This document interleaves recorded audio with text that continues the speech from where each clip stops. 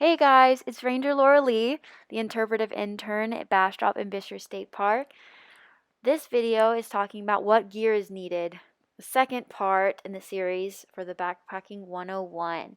We're going to be going over tents, dromedary bags, survival kits, sleeping bags, rain gear, sun protection, what the backpacking brain can do, which is a super cool feature, so stick around, headlamps, GPSs, and compasses. Are y'all ready to get started?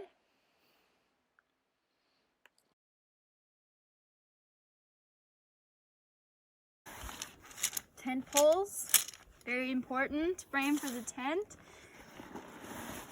The tent itself, this tent right here is a 2-person backpacking tent. It's small enough where I'll often carry it myself if I'm backpacking by myself, but it's also comfortable enough for 2 people. So knowing how many people you're going with, and also knowing what parts are going to break up and disperse throughout the group, so there's a little bit more fair weight distribution is really good.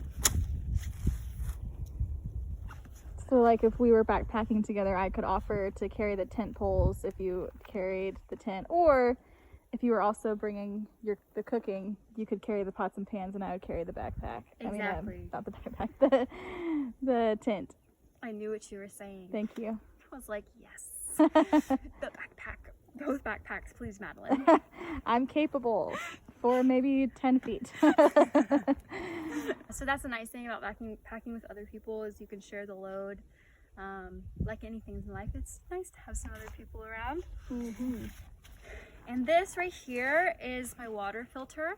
In another video, I'll be going through a couple of different water filtration systems, including this MSR pump.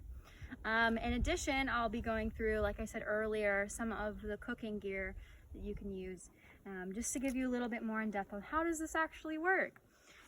Also, another water feature, this is called a dromedary bag.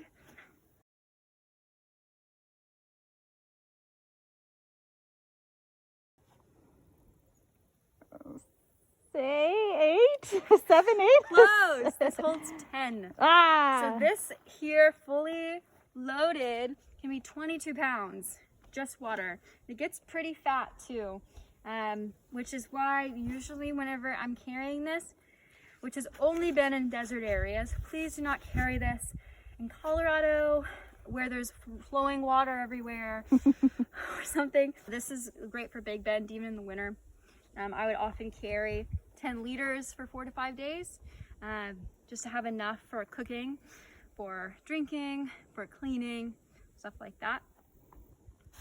And I, just to give you a little bit of view into the backpack, like to keep my water resources against my back to keep them nice and cool, keep them from wiggling around if I have them outside attached to my pack. Just in general, keep them nice and safe. Right here, can anyone guess what's in here? Your food. Good guess. Uh-oh. Nice and bright, know what you're looking for. Right, the hungry hiker. No, this is actually the survival kit, which I suggest for every group that goes out.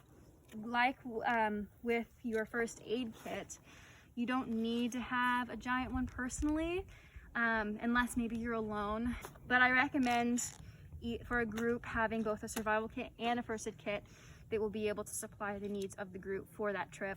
And I'll be having a video where we talk about both of them and what I suggest putting in each. Lastly, for the inside of the pack, you know what this is? Your sleeping bag. Woo! So this could actually be compressed better. I am not the best at compressing, but this is a down sleeping bag inside of here. The benefits of the down sleeping bag are that it's compactable compared to a synthetic counterpart. It's also a lot lighter weight if you were to feel this compared to a synthetic bag. You'd probably want to carry this over that one. And they also argue sometimes that it's warmer. That's kind of a tit for tat thing.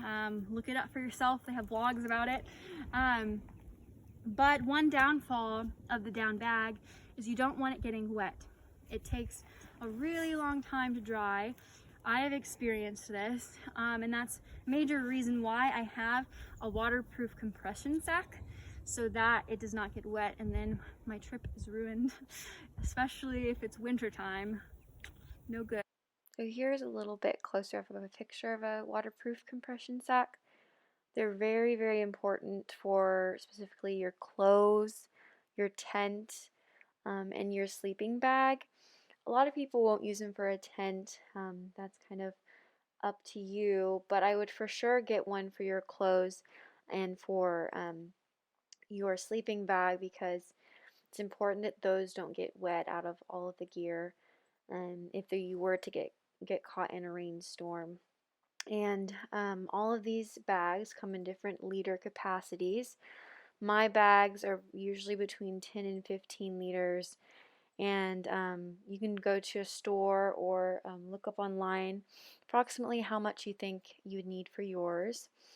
And yes, I highly, highly recommend them, not just for ease of storage and being able to compress your things down to save room for other gear items, but so that you don't get your really important warmth items wet. Good. So these are the main contents of the pack. People often call this stuff your base weight. Now minus, of course, you wouldn't have water in here or in this guy. But once you add on water and food, that's your full weight. There are a couple more odds and ends in here, which I'll show y'all. And then that will be all of the backpack. So on this outside layer right here, you can see that there's some nice breathable mesh in here. Now this is where I keep my rain gear, nice and accessible. These pants I've only used once in Texas. It doesn't rain too much here, but in areas where it does, it's really nice to have that out and accessible. And with my rain jacket, it doubles as a windbreaker, which is really nice whenever it is kind of colder and windy. And then my hat, which is very nice. It covers all my face when I don't have a bun on.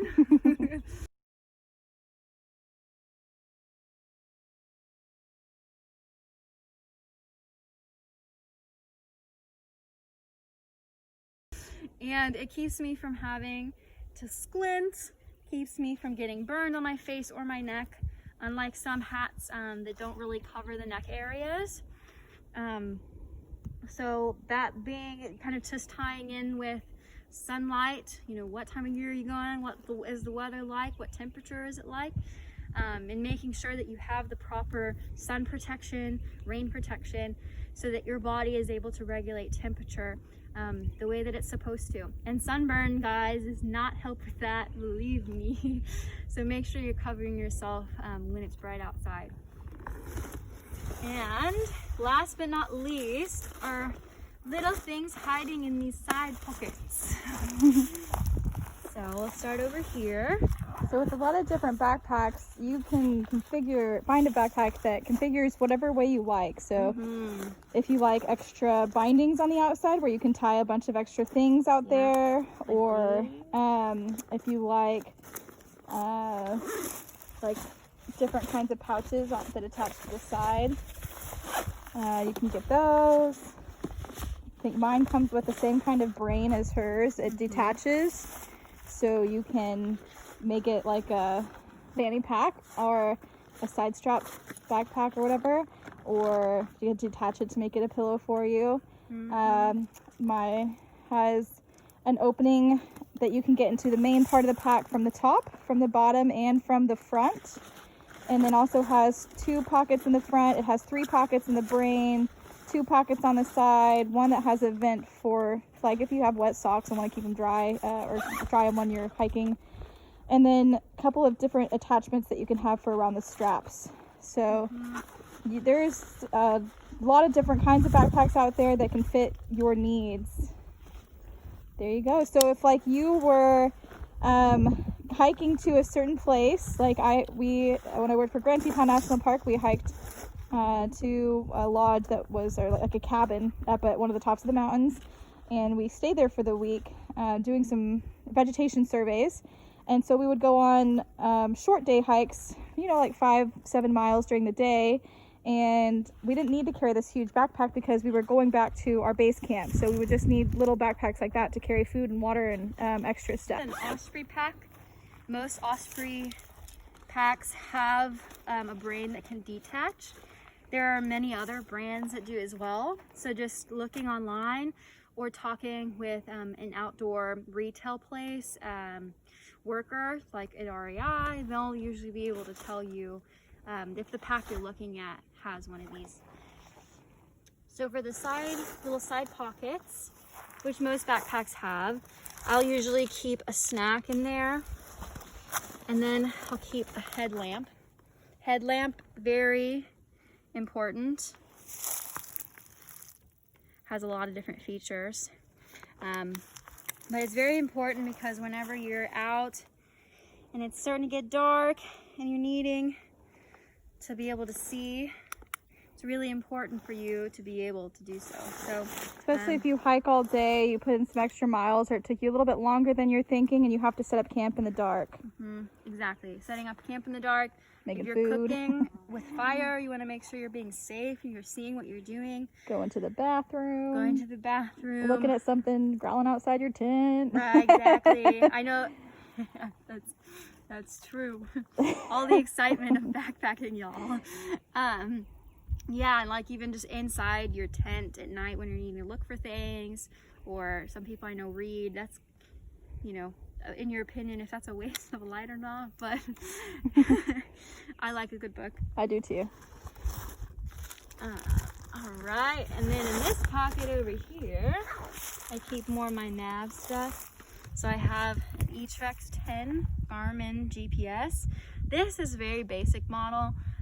Whenever I go over topos, I'll be talking to y'all a little bit about this guy. Topographic maps. Yeah, thank you. Topographic maps. See, you're gonna know all the lingo by the end of these videos and know what I'm talking about. Yeah, so I'll going through this with a topographic maps video. This is great for being able to know the elevation of an area, as well as being able to know exactly where you are and be able to figure out how far it is to where you want to go, such like that. And something that we've had for centuries, nice compass. So where is north pointing right now? To the north, right? Over this way. That's north. So this is very, very good to have. I would say even individually. GPS for the group, maybe have one. But definitely I would say a compass for each person if you were to ever get lost or separated. Just really important to know what direction you are.